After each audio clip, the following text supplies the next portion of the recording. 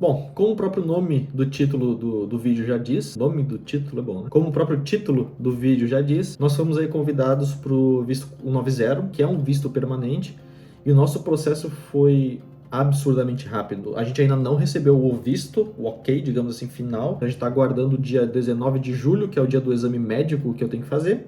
E depois do exame médico, sim, é que a gente tem que aguardar eles retornarem com o visto impresso para a gente. Isso pode demorar um dia, isso pode demorar 365 dias. A gente não sabe quanto tempo isso pode demorar. Mas todo o processo anterior foi muito rápido e eu vou mostrar para vocês um pouquinho por qual processo que a gente conseguiu essa façanha, digamos assim. Mas a primeira coisa que a gente fez foi aplicar o EOI, e o EOI a gente aplicou para o 189, 190, 491, porque ele precisa atender os requisitos do governo australiano de forma geral. A gente atende, eu atendo, então a gente aplicou para todos esses. Porém, quando você aplica para o 190 e para o 491, que são vistos específicos de um estado ou de uma região, você precisa aplicar também para o ROI. E o ROI, no caso de South Australia, para outros estados, talvez até o nome mude, tá? Então você tem que aplicar também dentro do site da imigração do estado que você está aplicando. Não basta só aplicar no EOI, para o caso do 190 e para o caso do 491. Então você também precisa aplicar para o ROI. É basicamente a mesma coisa que o EOI, mas é específico do estado. É você dizendo para o estado que você quer ir para estado, para aquele estado, sob o visto 190 ou 491. E é claro, a primeira coisa que você tem que fazer é entrar na lista de ocupação daquele estado. E só lembrando que aqui eu vou dar o exemplo apenas de South Australia, que foi o estado que eu apliquei, e isso pode mudar de estado para estado. Então, nem todas as regras que tem em South Australia vai ser as mesmas regras que vai ter no Northern Territory, por exemplo. Então, a primeira coisa que a gente fez, vamos ver quais são os critérios atuais, vamos ver se a gente atende tudo certinho, se a profissão de engenheiro eletricista ainda está na lista. A gente entrou no Occupational List de South Australia, coloquei aqui o código de Electrical Engineer. Primeira coisa que a gente viu é que para o 190 você precisa estar trabalhando em South Australia por pelo menos 12 meses. Para o 190, nesse caso a gente já vê aqui direto que você precisa estar trabalhando pelo menos há 18 meses se estiver em Greater Adelaide ou 12 meses se estiver em Outer Regional. Então eu estava trabalhando apenas 3 meses na empresa, então eu não poderia aplicar para o 190 lá no ROI. Daí a gente, beleza, 190 não está disponível, vamos ver o 491. O 491 estava disponível ainda está disponível nessa data do 11 de junho, ainda está disponível apenas pelo 491, apenas pelo Talent and Innovators Program. Eu estou falando para Electrical Engineer, acredito que a maioria dos engenheiros, das engenharias estão no mesmo esquema, mas também estou falando, isso pode mudar também de profissão para profissão. Então, apenas pelo Talent Innovators Program.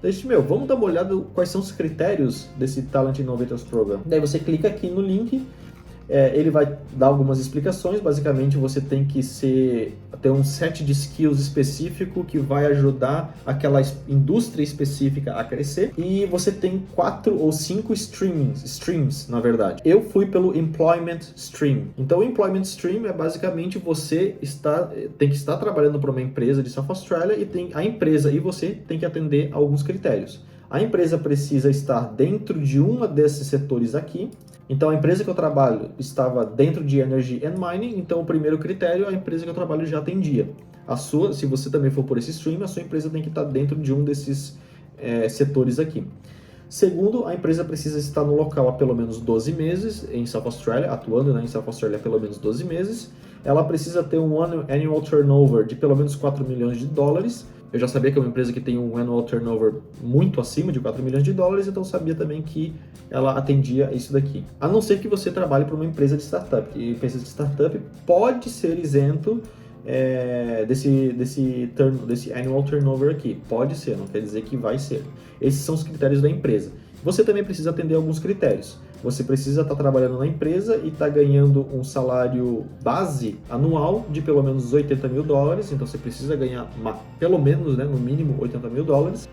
Mas é claro, existem exceções, Você talvez não precisa ganhar acima de 80 mil dólares se você estiver trabalhando para uma startup, se for uma região, se for uma empresa no Outer Regional South Australia. Se você pesquisar certinho isso daqui, ele diz por CEP o que está dentro de Outer Regional e por CEP o que está dentro de Greater South Australia, tá? ou ser um recent graduate. Então, para esses 3 casos aqui, é uma isenção que talvez você não precisa ganhar os $80 mil por ano. Se você estiver aplicando de South Australia, você precisa estar num visto existente temporário, no caso o visto de estudante é um visto temporário, e já precisa estar trabalhando para o business, já precisa estar empregado. E se estiver fora de South Australia, tem os requisitos aqui em requirements que eu não li, sinceramente, porque a gente já está em South Australia. Precisa ter inglês proficiente, precisa ter uma experiência de trabalho relevante no seu field, no seu campo. E o empregador, a empresa precisa ter um business case de pelo menos 2 páginas falando das suas qualificações, como que você contribui com novas ideias, com inovações, como que você pode contribuir para o mercado, etc, etc, etc. Então veja que aqui ele não fala nada específico que você precisa ter 20 anos de experiência, você precisa ter tido notas altas na faculdade, você precisa ser uma figura pública, sei lá, não diz nada disso. Então, por mais que o nome do visto ou desse programa é Talent and Innovator, talentos e inovadores, não que você não precisa ter talento e não precisa ser inovador, o talento é o principal, mas o critério que ele diz ele é muito abrangente, ele apenas diz aqui que você precisa ter uma considerável e relevante experiência de trabalho naquela área, é só isso. Então a minha sorte é que um dos produtos que eu trabalho aqui na Austrália é exatamente o mesmo produto que eu trabalhava há 5 anos lá no Brasil, dando suporte técnico, desenvolvendo produto, etc. Então eu usei isso a favor nesse business case, dizendo que eu tinha esses skills e qualificações nessa área específica que poderia contribuir, enfim. Então talvez você, que nem eu, consegue atender esses critérios do Talent Innovator Program e nem sabe disso. Eu não fazia ideia que eu ia atender. Eu pensei que você precisaria ser um pesquisador, ter, sei lá, sua pesquisa divulgada em revistas, alguma coisa assim, sabe? Ter trabalhado na área de desenvolvimento de pesquisa, sei lá, ter alguma coisa muito fora da curva.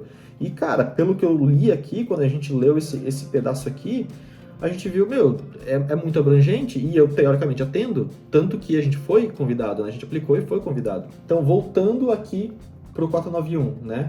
Quando a gente entrou nesse link, viu esses critérios e viu que atendia, que tinha essa possibilidade de atender, a gente falou, vamos aplicar por esse talent, por esse visto. A gente pagou uma consulta com a gente de imigração, a gente não contratou o serviço inteiro, mas a gente pagou uma consulta porque a gente queria ter uma segunda opinião com relação a esse processo que a gente estava fazendo, se fazia sentido mesmo isso.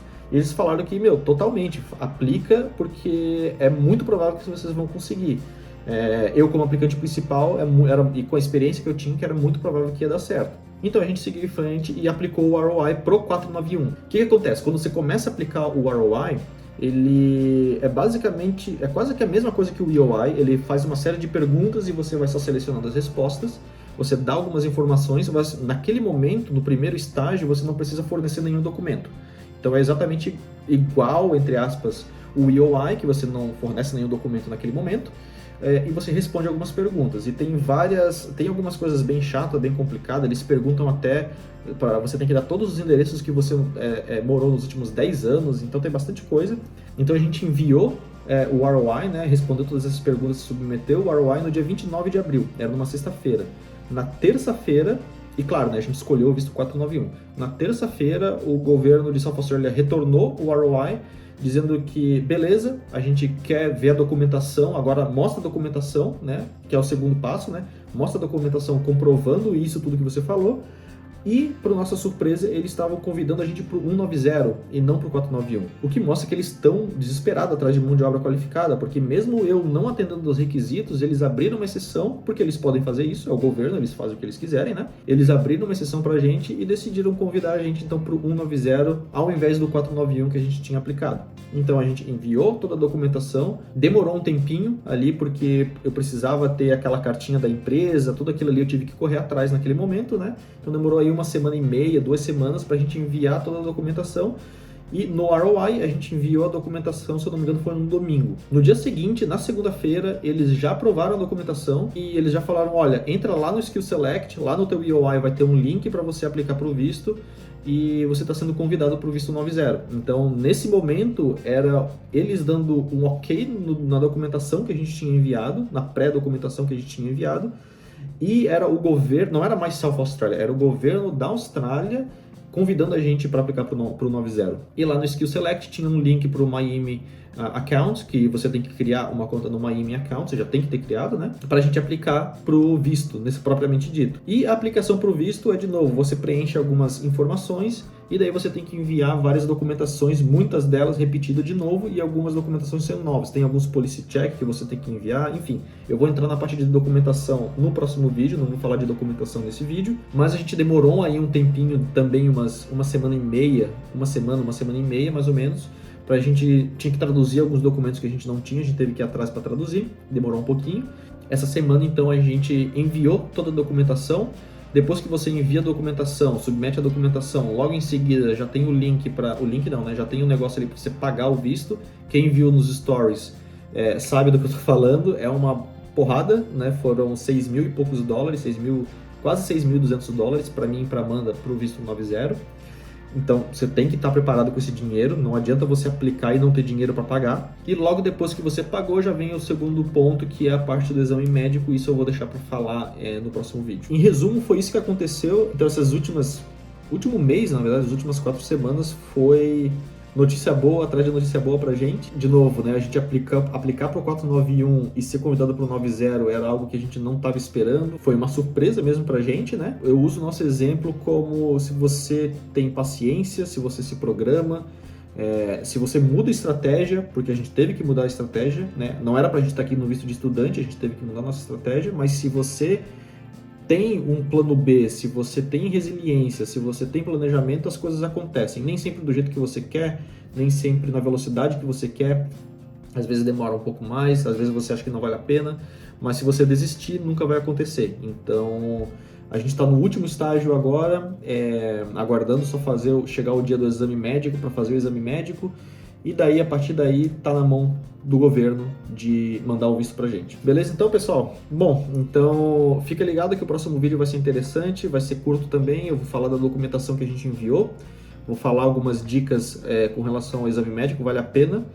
E quem sabe, até lá, a gente já não tem mais uma notícia boa, né? Pra dar. Então, vejo vocês no próximo vídeo. Então, é isso aí. Uma boa semana a todos, um abraço.